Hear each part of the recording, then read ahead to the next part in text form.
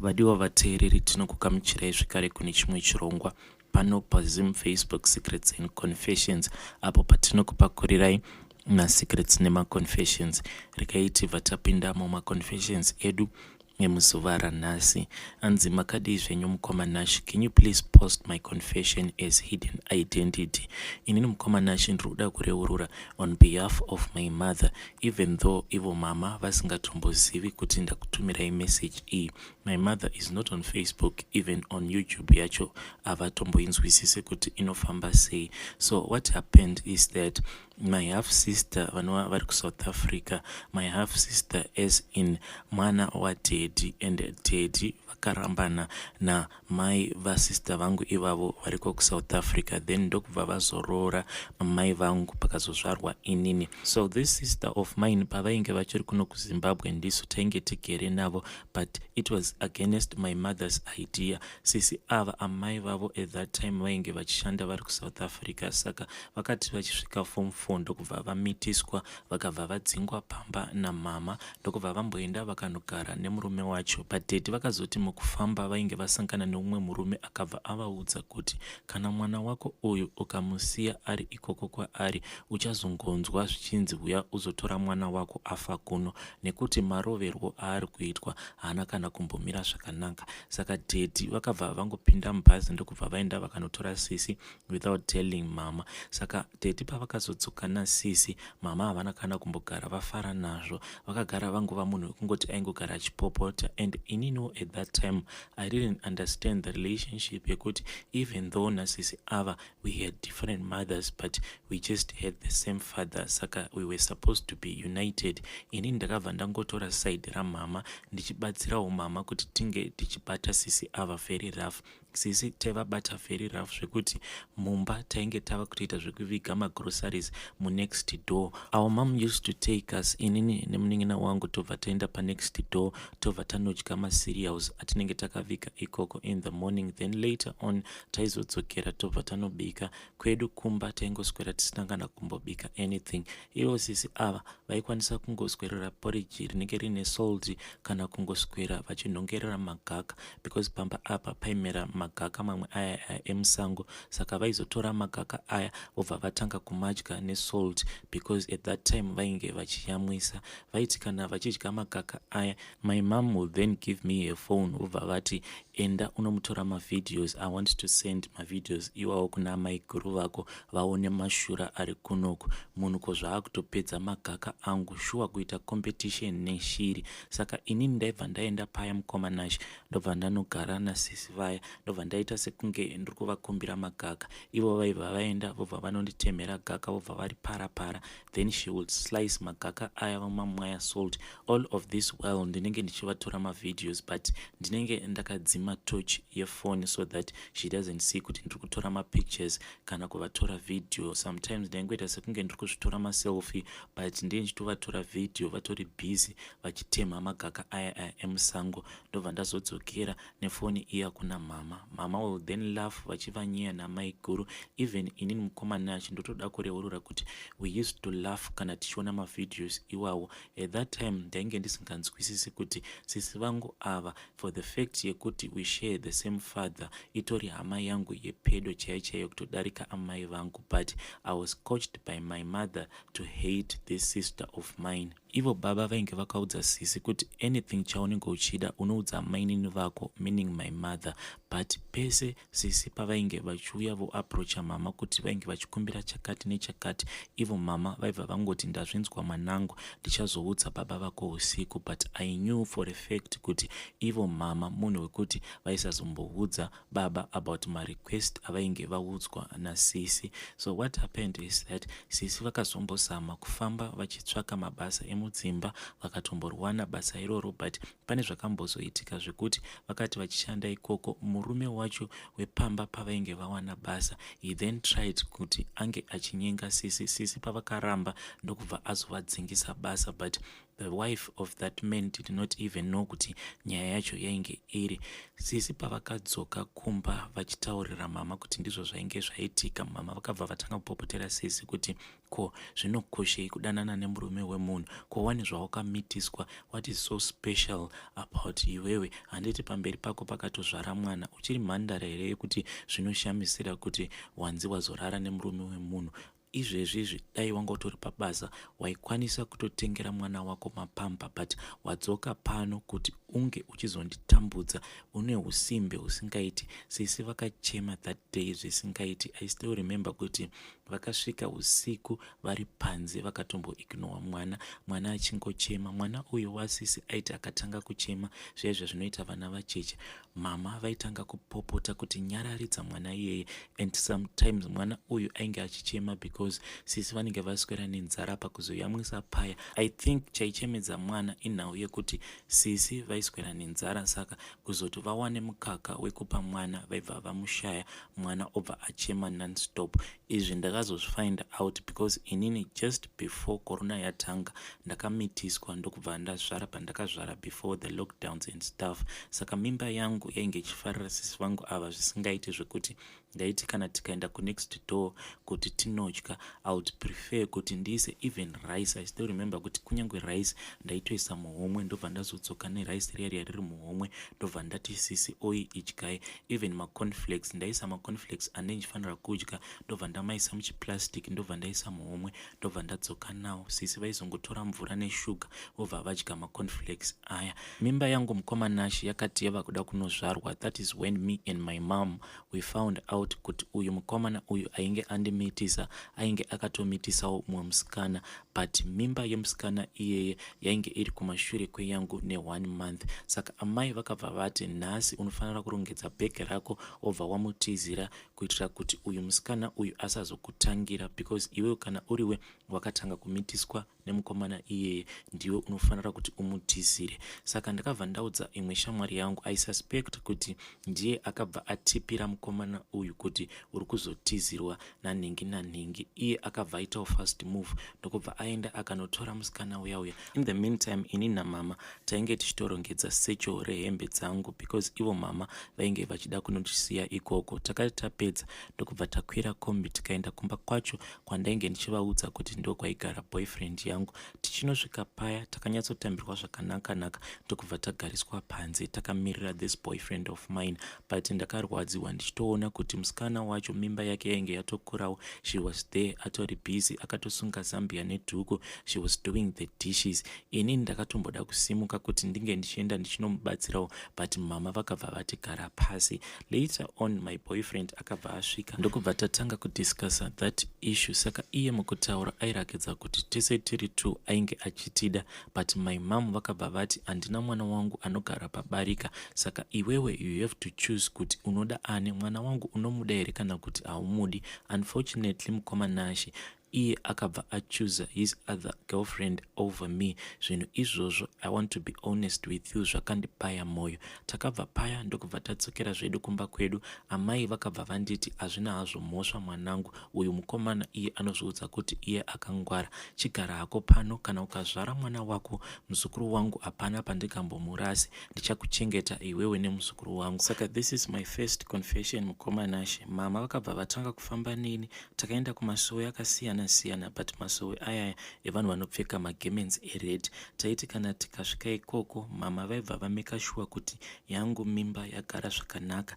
but vaibva vakumbira kuti vaitirwe umwe munamato wekuti mimba this other girlfriend yemusikana uyu ainge amitiswa neboyfriend yangu uyu, vaiti mimba yacho ngaisagara zvakanaka azvare neoperation, kana akasazvara neoperation mimba iyoyo inofanira kuzongobva. I want to tell you mukoma, musikana uyu akazotozvara neoperation and akazotoita macomplications ekutoti kuti azonzi abata imwe nhumbu zvinokwanisa kuzotonetsa. And also vainge vachiitirwa imwe minamato yekuti uyu mukomana uyu adzoke kwandiri, kana akasadzoka kwandiri anofanira kuzotevererwa neminyama. Minyama iyaya yekuti asakwanisa kuzobata mabasa akanaka because iye aita mabasa ekuzvishandira ega. Saka vaita minamato yekuti ashaye maclients kana kuri kunzi akasadzoka kwandiri akandiita mukadzi wake. That is my first confession mukoma Nash. My second confession yakamira sekudai. So takazoti tatova mulockdown, sisi vangu ava vainge vachiri vakangogara pamba pedu.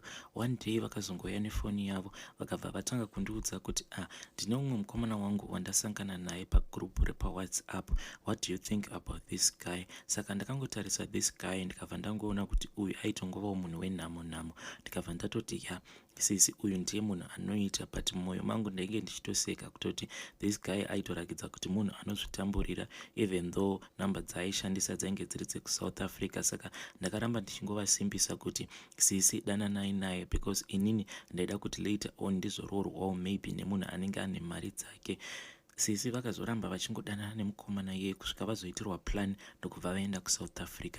Mama, when I told her kuti I had known about this relationship from the start, vakatsamwa zvisingaiti vakati you were supposed to tell me kuti munhu uyu ava kutoita zvemaboyfriends, why wakakeepa this thing as a secret? Saka ipapo nezvinhu zvakazoitika later on mukoma, I suspect kuti dai kwakuri kunzi mama ndakavaudza about this relationship sisi nemunhu iyeye vangadai vasitombori vose by now. After sisi vangu vaenda kuSouth Africa, mama vakabva vandituma kuti ndifeye sisi kuti uyu murume wavo wavainge vafambira vachienda kuSouth Africa ikoko aiita basa rei. Ndokubva ndazoziva kuti ivo banguru vacho vari kuSouth Africa vaingovawo garden boy. Pandakaudza mama about this thing, mama vakangoseka ndokubva vangosiyana neissue iyo yasisi. Takatombogara kusvika pakutombokanganwa kuti kuna sisi vari kuSouth Africa. Out of nowhere one day takazongoona mutara vachiuya vachiimba kumba ende vaita zvekuimba vachiita zvaya zvekutamba. Ndokubva vataura kuti vainge vasvitswa shoko nanasekuru zvichinzi kwaiva nevanhu vainge vachiuya, my sister was about to get married. Mama vakaita sekunge vachagara pasi nestress, vakangosekerera zvezviya, but waitoona kuti panapa mama vaudzwa shoko ravainge vasina kana kumbotarisira. So there was a fight between my mother and my father because ivo mama vainge vachimanikidza deti kuti zvinhu zvose izvi zvemarooro zvinofanira kunge zvichizoitwa pamba ipapo, but deti ivo vaiti hazviite kuti ndinge ndichiunza mukadzi wandakasiyana naye pano. A neutral venue was then chosen, but kwacho kwakazosarudzwa kwainge kuri kumba kwatete. Dambudziko rakazouya nderekuti tete ava namama vangu vanhu vekuti vanogara vachingotukana, grudge ravo handitombozivi kuti rakabva nekupi. Mama pavakaudzwa about this venue, ivo vakabva vati havakwanise kuti vaatende roora day iroro, and also vakabva vati havana mwana wavo wavakazvara anokwanisa kuzoenda ikoko because of the grudge riri pakati pavo natete. But ini ndakazotoenda ikoko by force because ndainge ndava kutoda kudevelopawo relationship since ndainge ndava kuona kuti zvinhu zvacho zvemuZimbabwe zvainge zvandiomera. So I was trying kuti ndikaenda ikoko, if I show my sister love later on ndinokwanisa kuzovakumbira kuti vange vachinditora from Zim wonditsvakirawo basa ikoko kuSouth Africa. So I then went nadedi tiri two, but mama vakaramba kuti tinge tichienda nemunin'ina wangu, iye akabva asara namama. We went in nadedi ndokubva taattenda that roora day, everything just went fine. Sisi nabanguru vakabva vandisira 600 rands yainge iri yema 200 ndokubva tazodzokera zvedu kumba. Mukunotaurawo namama, I was so excited, but ivo mama vairakidza kuti she was not happy at all because vakanzwa mari yacho yainge yabvisirwa sisi. In the morning inini ndakazoudza mama ndikati mama onai ndasirwa mari iyi nasisi. Ndokubva vati tuone. Pandakavarakidza mari yaya vakabva vati hande izvezvi siya zvauri kuita. At that time tainge takatogara panze tichitoprepare kuti tange kuwacha hembe because pana vamwe vaenzi vaifanira kuzouya pamba ipapo. Ndokubva tabuda paya ndakaona direction yacho yatainge tichitora kuti apa tava kutodzokera kumasowe kuya kwatakamboenda at that time whilst I was pregnant. Tichinosvika paya takabva tanzi madzibaba vacho vainge vabuda, hanzi vainge vadaidzwa samwe kuti vanoshandira umwe munhu ainge achirwara, but mama vakabva tanga kufundira madzibaba madzibaba vaya vakati izvezvi ndine keshi yandinoda kukupai. Saka madzibaba vaya vakabva vadzoka neukasika. Hameno zvavakasvika vakataurirana ivo namama because vakangotorana vakabva vangoenda pasaidi. But ndakazongonzwa madzibaba vaya vava kuti dare iri haritombode panze, runotoda muri mumba chaimo musina maziso akawanda. Ndokubva tazopinzwa mumba. Tichinopinzwa mumba paya ndopandakabva ndafind out mukoma kuti panapa zvinhu zvainge zvichitoda kutoitwa, zvinhu zvekuti vasungire sisi vangu chiraramo vari kuSouth Africa. Tapfugamiswa paya tiri mumba. Amai vangu vakabva vati chiburitsa 600 rands iyaya yawandirakidza tichiri kumba. Ini ndakabva ndati mama, mari yangu, mari iyawani ndakuudzai kuti ndine maplans nayo, ndoda kuti ndizonongera mwana wangu zvihembe kumabhero. But ivo vakabva vatanga kupopota. Even madzibaba vakabva vati buritsa mari iyoyo tione kuti imari iyi. Ini ndakabva ndaburitsa mari yaya ndikabva ndada kutambidza mama vangu mari. But vakabva vati usandibatisa mari iyo mumaoko. Even madzibaba vakabva vati usavabatisa mari iyo mumaoko, kana inini handidi kuitora ichibva muruoko rwako ikande pafloor. Madzibaba ava vakabva vatora chimwe chigubhu chainge chiri 5 liters. Saka ini ndakangofungidzira kuti chigubhu ichi chine parafini because liquid yacho yainge yakangoita clear zviya zvakaita parafini. But pavakavhura ndakanzwa kuti munhuwi uyu hausi munhuwi weparafini, yainowa kunge acid, kunge zvinhu zvakaora. So ndokubva vadira liquid yaya mumaoko mavo. Saka vakati pavakatanga kukwizanisa maoko avo, liquid yaya yavainge vadira mumaoko mavo yakabva yatanga kubvira. But yaibvira maoko avo asingabviri, waingoona zvimoto zvichingopfuta. Ndokubva vatora mari iyaya vakatanga kukwizanisa mari yaya mumaoko mavo, zvimoto zvaya zvichipfuta. Ndokubva vakandira mari yaya pasi. Mari yaya ikabva yabvira yose. Ma200 aya ari 3 akabva abvira. At that time pavaikwizanisa maoko avo vainge vachitaura nendimi dzavo dzekumasowe. Ndokubva vazoti kuna amai vangu, chitaura zvaunoda kuti zviitike pamusoro pemari yake iyi yatakanda pafloor. Amai vakabva vati kubvira kuri kuita mari iyi ndiko kubvira kuchaita mari yose yauchabata mumaoko ako iwewe nemurume wako. Muchati kana mukangobata mari iyoyo ichangobvira yobva yangoparara sekubvira kuri kuita mari iyi. Amai vangu vakabva vaudzwa nemuprofita uyu kuti ndinokumbira kuti uzouya pano neivhu raunenge watora panenge patsika mwana uyu asati adzokera kuSouth Africa. I don't know kuti amai vakakwanisa kuzowana access reivhu iroro here, because ivo sisi havana kuzopfuura nekumba vachitiona as she had promised, because ndakazongoona vava kutaura neni nenhamba dzavo dzekuSouth Africa vachiti she has arrived in South Africa safely. Also handizive kuti amai vangu vakazombodzokera here kumuprofita wavo uyu or kwete. Inini ndangoti ndingoreurura zvandinoziva kuti ndakaona mari ichibvira, and amai vangu vakabva vataura mashoko ekuti kubvira kwaita mari, saka sisi vangu mari yavo yavachabata inofanira kuzongobvira just like that. Vasava munhu wekuti anokwanisa kubata mari inoshanda. Mukoma Nash, each and every day I pray unto God kuti mashoko akataurwa namama, may not those words come to pass. I ask God each and every night kuti dai sisi vangu vavawo munhu wekuti anokwanisa kubudirirawo muupenyu. I have no grudge at all nasisi vangu ava. My biggest fear ndeye kuti paya patakatanga kuenda kuna madzibaba ava, I remember kuti amai vangu vakaitirwa munamato wekuti uyu musikana ainge anditorera boyfriend yangu, it's either nhumbu yake yaifanira kubva kana kuti aifanira kuzozvara neoperation ine macomplications. And ndakazotonzwa nemakuhwa also from my friend, and also that boyfriend of mine akazotombotaura neni paWhatsApp ndisati ndamubloka, because ainge ava kundidembera achinditi kunoku munhu ari kungobuda urwa. Later on vakazofind out kuti uyu mukadzi wake uyu pavakamuita operation vainge vakanganwa kachikero kadiki. Ndokubva vazodzokera kuchipatara akabva aitwa another operation, ndokubva vamusona, but urwa hwayo hwakangoramba uchingobuda. Kuzonodzokera kuchipatara vakabva vafind out kuti manesi this time around vainge vakanganwa cotton mudumbu. Saka ainge ava kudemba achitaura iye achindiudza kuti the possibility yekuti munhu uyu azomuitira vamwe vana in the future, machances acho are quite slim. Saka aitaura sekunge munhu ari kuda kuti tinge tichidzokerana, but amai vangu vakabva vamutuka paWhatsApp ndokubva vanditi mubloke munhu iye, handakakuramba achatambura mwana iyeye waatoita nemukadzi iyeye, ndoda kutoti ave mwana wake wekupedzisira.